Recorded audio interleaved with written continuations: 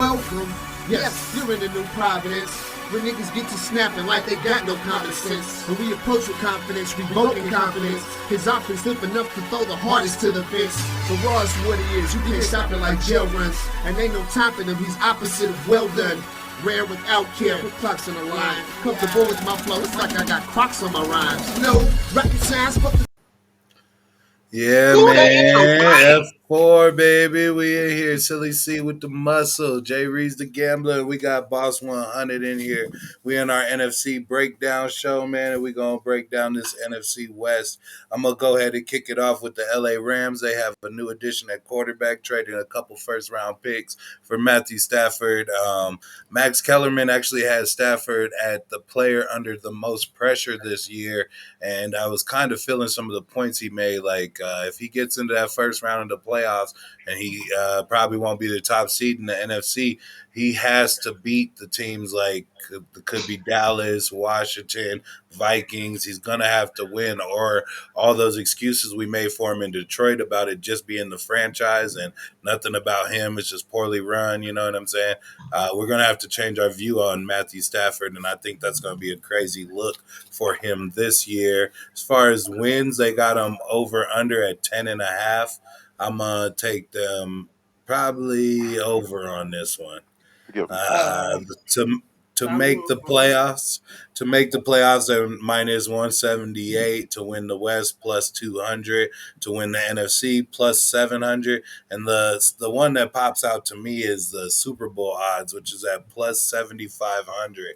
Vegas is not showing them very much respect. My Broncos, who I can admit, you know what I'm saying, aren't the best team, ain't the best team, even though I love them. But they're at plus 5,000 to win the Super Bowl, and that's my Denver Broncos. They also have teams like Atlanta Falcons who are at plus 6,000 to win the Super Bowl. The football team plus 5,000. I think them giving these odds for the LA Ram to win the Super Bowl is kind of a long shot, and maybe it's saying something, and maybe they are further away than one would think. But Matthew Stafford's supposed to be the missing piece, isn't he, Jay Reese? I believe that he is, man. This is actually my dark horse team, man. I would easily throw a 10 spot on this, come up a whole 750. That's a really good number. I don't know why they're down there like that. Those are some really good odds, man. I don't know, like this is like the best team that he's ever been on. They have a phenomenal defense. They have some real key pieces at wide receiver and Robert Woods and Cooper Kupp. Even though the boy Cam Akers went down popping his Achilles, man, that one really hurt my heart because I thought that Cam Akers was going to have a breakout season. I feel like Darrell Henderson should be able to get it done. Don't forget, I want to say Xavier Jones is backing him up. So these are some key pieces for your fantasy team, man. I think the Rams are about to really get it done this year, plus 200 to win the division. I see that happening all day. This is some real good odds on the Rams. I'm taking all of them. Yeah, you maybe get some money in on this one. Silly C, what do you see with the LA Rams? I'm still kind of up in the air. I mean, Matthew Stafford, he can throw for a ton of yards, and he does have the receivers there, but he's proven that he buckles under pressure. He's the best seasoned quarterback ever. And the season, this boy show up, but in the playoffs, he doesn't. So I think the only way that anybody can ever take him serious and that team serious now is if he wins a playoff game. If he gets to the playoffs and loses, it's just the same old Stafford. Yeah, Mm. man, and hopefully it ain't the same old Stafford. I remember their tight end was bigged up the end of last year. He had like four really big games, and then ended up a Mm. lot. Everybody would drafted him last year, and then no, but he didn't really pop last year for anybody. TJ, what do you see out of that tight end? What was his name? I forget. Was it Tyler Higby? Higbee. Higby. Yeah. Higby, yeah, Higby, They because got he had Gerald those. Everett up out of there, though. Yeah. Oh, so Everett's gone now. What do you see Mm-hmm. from Higby and that Matthew Stafford offense over there with LA? Oh, Higby, hey, pick him up. Pick him up because there's going to be a lot of fireworks on this offense. And Yes, Matt sir. Stafford, he knows how to use the tight end. You know, not like silly, but Pause. anyway. Pause. Pause. Big pause. But yeah, Tyler, he's gonna be there for the taking. I mean, I know he has a lot of other receivers to compete with, as far as Robert Woods, Cooper Kupp. Deshaun Jackson, we'll see him later, but he's not about to hold up for a whole season. So he's going to be that third option, and I see them. Doing well.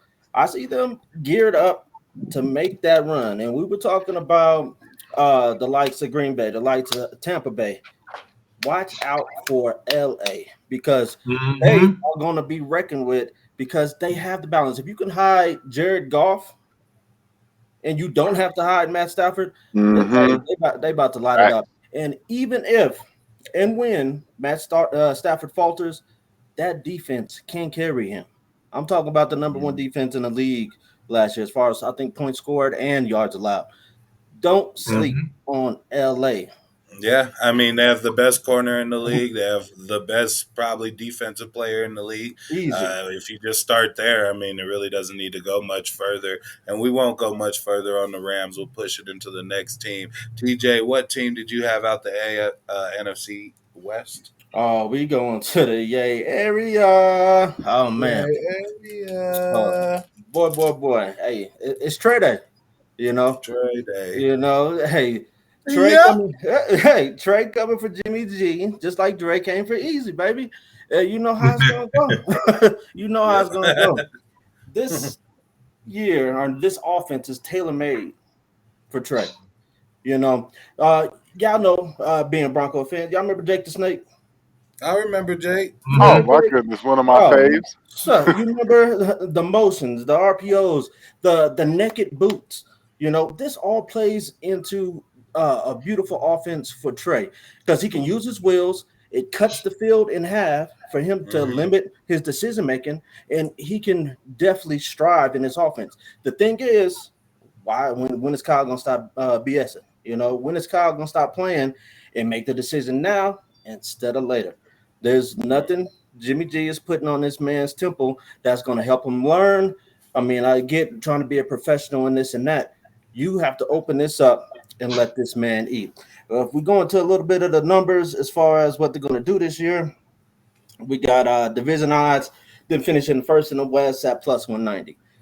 That's not a bet I'm taking because I'm getting down with the Rams, but that all changes with the way they approach this season because you put Trey in and you get that mobility, you get them being able to open up the playbook more that is tailor made for his style of football. That's going to change the way your season goes. If you mess around and think you're going to go through the season, get to 8-8 around your bye week, I mean, excuse me, not 8-8, 500 around your bye week, and then you're going to make that change, you're going to be in the middle of the pack or bottom dwelling.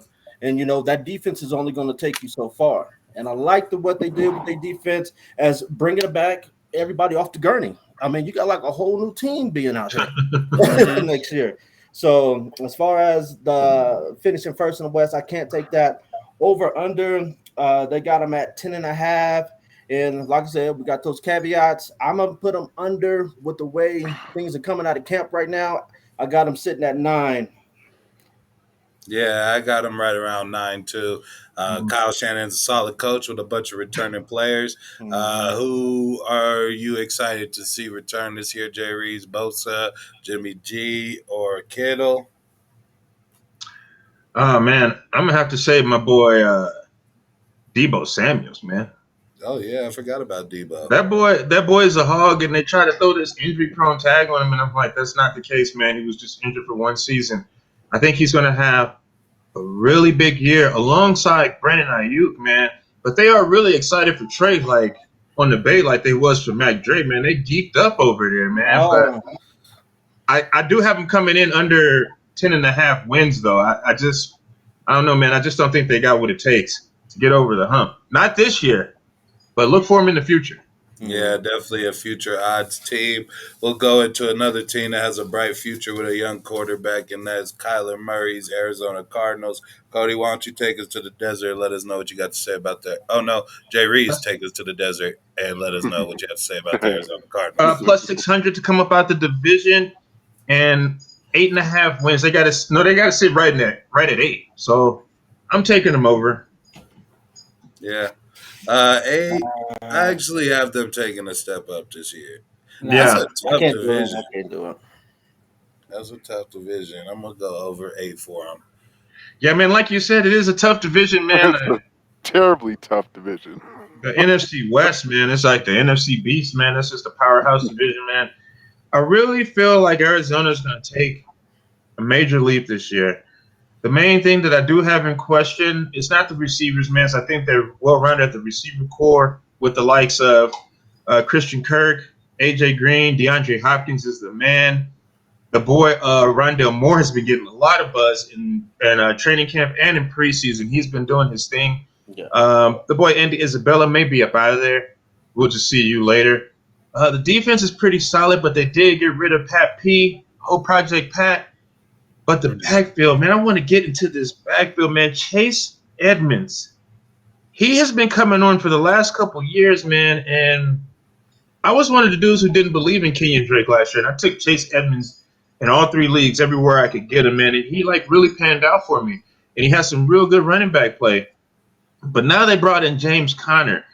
Matt, do you think that could be a resurgence in James Conner's career down in Arizona?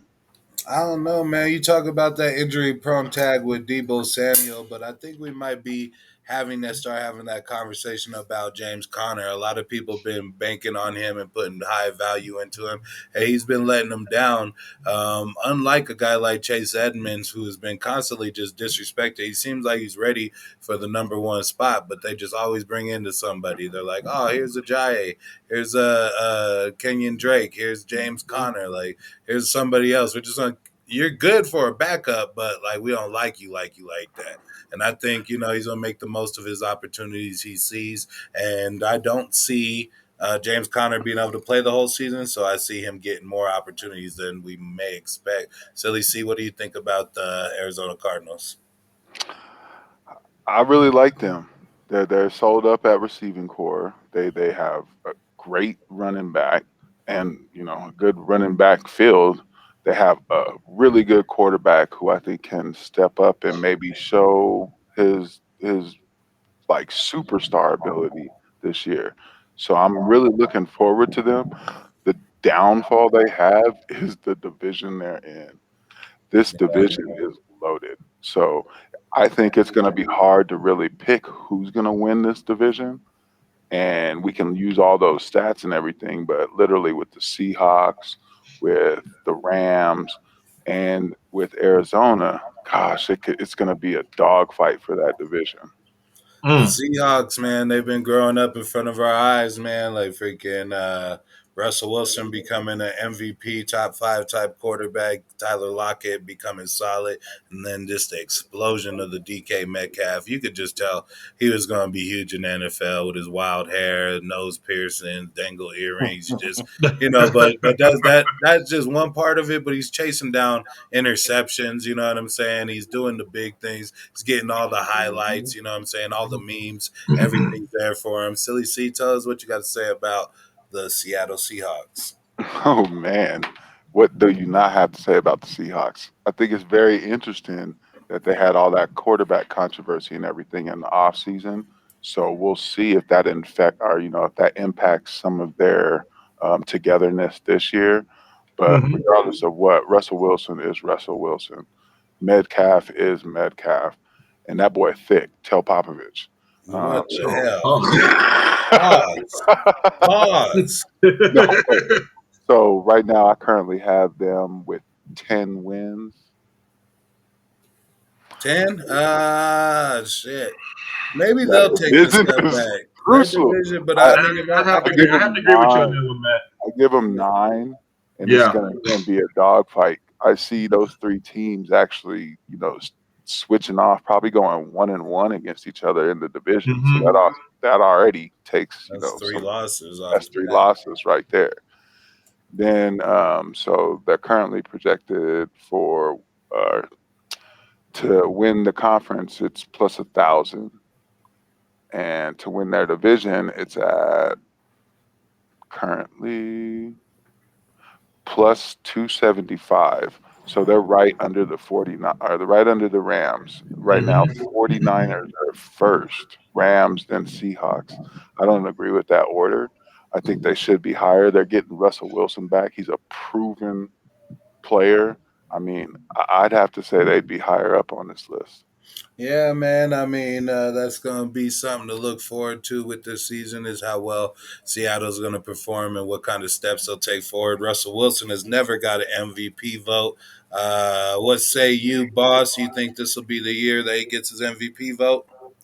You know I'm what? not saying a trophy, just a vote. Yeah. just He one needs to, one he needs Just to a single. vote. hey, son, he was in the kitchen all last year, early they was vibing with him, but Mhm. things changed. But this is an offense that they're putting back into his hands. Russ wants to cook. Russ gonna have the apron on, the hat, and now he just gonna have to go dice up some onions and make these motherfuckers cry. We'll see what happens, but I don't think he's going to be in any kind of MVP conversation or voting. I think it's going to be too easy to key on what they want to do. They want to be pass happy. They shouldn't be pass happy. But with the health of Chris Carson, we'll see what happens with him for 17 games. But Rashard Penny is somebody you can look at. But they're trying to air it out. And I think it's going to be easy to key on that. And then with their defense being in the situation that they are, I think they're going to be in a lot of shootouts and easy to scheme on. So they're going to be struggling in this division. So Yeah, I mean, if Russ it does get any MVP votes, and that's going to be the only chance they have at going over 10 wins. Jay Reeves, what do you think about the Seahawks? Man, I just, as a person having Russell Wilson on my team last year, I just want to get into a little bit of the field facts on him, man. At the beginning of the season, for my team personally, Russ was in the kitchen. He was chefing up some delicious meals, man. And my team was going ham. Towards the middle of the season, Russ's seasoning was a little off. The food kind of started to get gross. Then eventually it just shut the kitchen down. mm-hmm. I don't know, man. Like this seems like it happens every year. Like he has a nice first half, phenomenal season. Chris Carson is doing his thing, running, and then you get to the second half, and Chris Carson's banged up, injured again. Rashard Penny has never lived up to the hype or his draft capital. No, sir. And I just don't know about this team, man, in general. I don't know what's going on there. I think Pete Carroll is getting a little old in his ways. I think that he's the problem. And they need to get Pete Carroll out of there. Man, I think it might be because he Hot tries to take. stay so new. He'll have some shit like that's working through 8 weeks, and they'll be like, "Oh, let's switch it up on him. Let's switch it up with him." Like, nah, man, we don't need to keep him guessing. It was working. I also had Russell Wilson last year. I believe in TJ's league, and that might be Mhm. like the sole reason I was doing really well. I think I went like 4-1, maybe 5-2, something like that. Like out Mm-hmm. there sitting kind of nice, and then Russell just fell off and my Man. whole team like just took a step back with the lackluster quarterback play. But yeah, that's just us going against each other. And when it's you against the sports book, F4 got your back, baby. Boom! Yeah, I did just use the other tagline, but whatever.